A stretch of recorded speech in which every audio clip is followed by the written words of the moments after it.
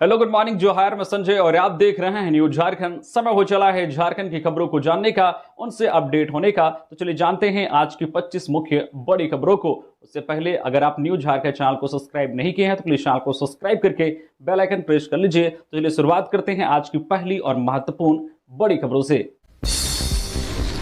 झारखंड में ration card धारी होने के बावजूद अगर आपने राशन नहीं उठाया है तो ऐसे में आपका नाम लाभुक की सूची से हटा दिया जाएगा। दरअसल राज्य में जिन राशन कार्ड धारियों ने 6 महीने से लेकर 5 साल तक अपने राशन कार्ड से अनाज का उठाव नहीं किया है, ऐसे लोगों का राशन कार्ड रद्द होने वाला है। इस प्रक्रिया में हजारों लाभार्थियों का राशन कार्ड रद्द होने वाला है। भारत सरकार ने लक्षित सार्वजनिक वितरण प्रणाली के अंतर्गत ही यह कदम उठाया है। वहीं कई रिपोर्ट्स में बताया गया है कि झारखंड में अब तक 74.6 लाख राशन कार्ड धारक ऐसे हैं जिन्होंने अपना KYC नहीं करवाया है। अब ऐसे लोगों के पास राशन कार्ड से वंचित होने के अलावा कोई दूसरा विकल्प नहीं बच गया है। गौरतलब है कि झारखंड में NFS और ग्रीन कार्ड धारकों की संख्या 2,87,54,416 है। इनमें से राज्य के लगभग 26% राशन कार्ड धारक KYC नहीं करवा पाए।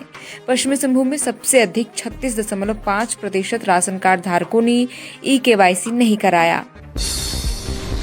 जीएसटी से जुड़ी खबर ने आम लोगों को राहत दी है। 3 दिसंबर को दिल्ली में हुई 56वीं जीएसटी काउंसिल बैठक में कई फैसले लिए गए, जिसका असर आम आदमी की जेब पर देखने को मिलेगा। तंबाकू उत्पादों की अगर बात की जाए तो जीएसटी 2.0 के तहत 40% कर लगेगा। लाइफ और हेल्थ इंश्योरेंस से जीएसटी हटाने की बात हुई है। हालांकि अब IPL मैच देखने के लिए ज्यादा पैसे चुकाने पड़ेंगे, लेकिन 100 रुपए तक के मूवी टिकट सस्ते होंगे। स्पोर्ट्स इवेंट्स के लिए टिकट पर जीएसटी 28% से बढ़कर 40% कर दिया गया है। वहीं 100 रुपए तक के फिल्म टिकट पर जीएसटी 12% से घटाकर 5% कर दिया गया है।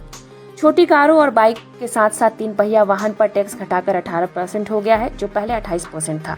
यह बदलाव 22 सितंबर 2025 से लागू होने वाला है। 22 सितंबर 2025 से LIC समेत सभी जीवन बीमा प्रीमियम पर जीएसटी नहीं लगेगा। वित्त मंत्री ने कहा है कि यह सिर्फ टैक्स रेट हटाने का मामला नहीं है, बल्कि ये पूरे टैक्स सिस्टम में सुधार और लोगों की जिंदगी आसान बनाने की दिशा में एक बड़ा कदम है।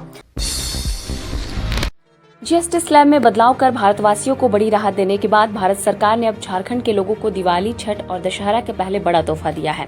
झारखंड के ग्रामीणों को त्योहार से पहले 2,22,000 नए घर की भारत सरकार ने स्वीकृति दी है। इसके लिए गोड्डा से बीजेपी सांसद निशिकांत दुबे ने प्रधानमंत्री मोदी और केंद्रीय मंत्री शिवराज सिंह चौहान का आभार व्यक्त किया है।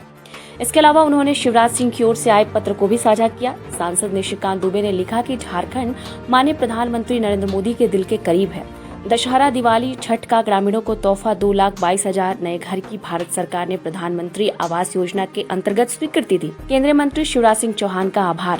शिवराज सिंह चौहान ने उन्हें इसकी सूचना पत्र के माध्यम से दी, जिसे उन्होंने अपने X हैंडल से भी साझा किया। जमशेदपुर में कारोबारी की आंखों में मिर्च पाउडर झोंककर 30 लाख रुपए से भरा बैग लूटने की वारदात हुई है। मामला बिष्टुपुर थाना क्षेत्र अंतर्गत एक गुरुद्वारे के पास का है। बताया जा रहा है कि कारोबारी बैंक में रुपए जमा कराने जा रहे थे कि तभी गुरुद्वारा के पास पहले से घात लगाए अपराधियों ने कारोबारी की आंखों में लाल मिर्च पाउडर झोंक दिया और रुपयों से भरा बैग लूट ले गए। भागने के दौरान अपराधियों ने हवाई फायरिंग भी की ताकि लोगों में दहशत फैलाई जा सके। इस वारदात से बिष्टुपुर इलाके में सनसनी फैल गई। बिष्टुपुर पुलिस मौके पर पहुंची और मामले की छानबीन में जुटी है। अपराधियों की गिरफ्तारी के लिए छानबीन की जा रही है। झारखंड की राजनीति में अब एक नया चेहरा उभरकर सामने आया है। जी हां, घाटशिला ने नामदास सोरेन को अपना नेता बनाया था। अब उन्हीं के बेटे सोमेश सोरेन पर नजरें टिकी बैठी है। पिता की राह पर चलते हुए सोमेश ने घाटशिला विधानसभा उपचुनाव से अपनी दावेदारी पेश की है। नामांकन से पहले उन्होंने मां के साथ मिलकर पिता को श्रद्धांजलि दी और भावुक शब्दों में कहा, मेरे पिता ने जनता के लिए जो अधूरे सपने छोड़े, उन्हें पूरा करना ही मेरा मकसद है। सोमेश का कहना है कि वे जनता की सेवा और क्षेत्र के विकास को ही अपनी राजनीति की पहली प्राथमिकता बनाएंगे। यह सिर्फ एक चुनाव नहीं, बल्कि पिता की विरासत को आगे बढ़ाने का संकल्प है। अब देखने वाली बात यह होगी कि क्या जनता सोमेश सोरेन को भी वही प्यार और भरोसा देगी जो उन्होंने रामदास सोरेन को दिया था। ऐसी ही जानकारी के लिए देखते रहे सोशल संवाद। झारखंड के 12 जिलों में भारी बारिश का अलर्ट जारी किया गया है। मौसम विभाग ने वज्रपात की चेतावनी भी जारी की है। मंगलवार से मानसून की रफ्तार 2 दिन के लिए थोड़ी धीमी होगी, लेकिन इसके बाद भी मूसलाधार बारिश का सिलसिला शुरू होगा। मौसम विभाग ने गढ़वा, पलामू, लातेहार, लोहरदगा, गुमला, सिमडेगा, खूंटी, रांची, सरायकेला, पश्चिमी सिंहभूम, पूर्वी सिंहभूम और बोकारो जिले में भारी बारिश की चेतावनी जारी की है। पिछले 24 घंटे में झारखंड में 13.2 mm बारिश हुई है। वहीं रांची में इस मॉनसून सीजन में अब तक 648.3 mm बारिश हो चुकी है। यह सामान्य से 253.2 mm ज्यादा है। पलामू में बुधवार रात को पुलिस और टीएसपीसी के बीच भारी मुठभेड़ हुई, जिसमें 2 जवान शहीद हो गए। वहीं सीएम हेमंत सोरेन ने जवानों की शहादत पर दुख प्रकट की है। हेमंत सोरेन ने सोशल मीडिया पर पोस्ट कर लिखा, पलामू के मनातू क्षेत्र अंतर्गत केदल जंगल में विशेष ऑपरेशन अभियान के दौरान पुलिस के 2 जवान संतन मेहता और सुनील राम का शहीद होना अत्यंत पीड़ादायक है। मरांग गुरु दिवंगत वीर शहीदों की आत्मा को शांति प्रदान कर शोकाकुल परिजनों को दुख की घड़ी सहन करने की शक्ति दे।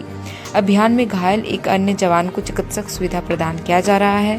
घायल जवान के शीघ्र स्वास्थ्य लाभ की प्रार्थना करता हूँ।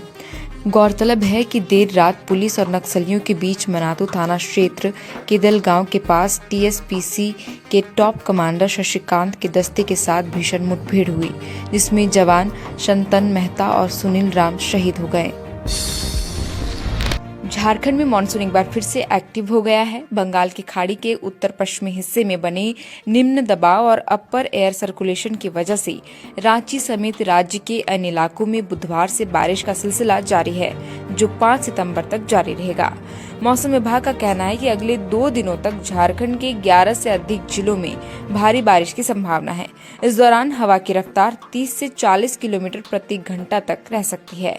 बता दें कि रांची, गुमला, पूर्वी और पश्चिमी सिंहभूम और सिमडेगा जिले में भारी बारिश को देखते हुए ऑरेंज अलर्ट जारी किया गया है। वहीं गढ़वा, लातेहार, लोहरदगा, पलामू, खूंटी और सरायकेला में भारी बारिश का येलो अलर्ट जारी किया गया है। इस दौरान वज्रपात की भी संभावना जताई गई है।